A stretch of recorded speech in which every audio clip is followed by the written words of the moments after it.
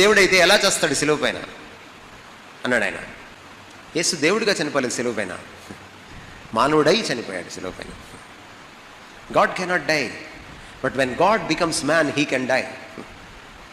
దేవుడు చావడం సాధ్యం కాదు, కానీ దేవుడు మానవుడైతే ఆ దైవ మానవుడు రావడం సాధ్యమవుతుంది. చావు అంటేనే ఎడబాటు. చావు గురించి ఆలోచించాలంటే మనం ఆరిజిన్లోకి వెళ్ళిపోవాలి. చావు పుట్టిన చోటుకి వెళ్ళాలి మనం. చావు ఎప్పుడు పుట్టింది? ఏదైనా వనంలో పుట్టింది.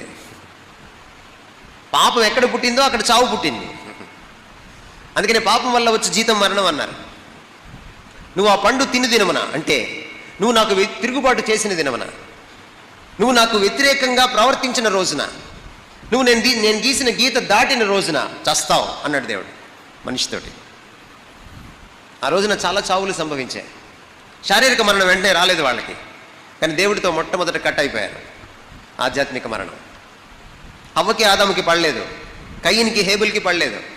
అక్కడి నుంచి వైరాలే, సోషల్ సెపరేషన్, సోషల్ డెత్.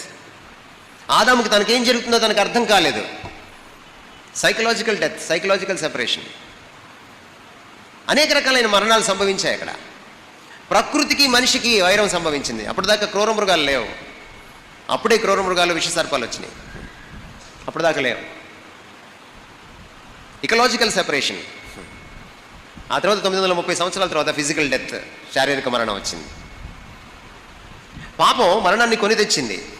పాపం సెపరేట్ చేసింది మనిషిని దేవుణ్ణి. అందుకనే మళ్ళీ మనల్ని కలపడానికి ఆ దేవుడే దిగొచ్చి ఆ సెపరేషన్ అనుభవించాడు సిలువలో.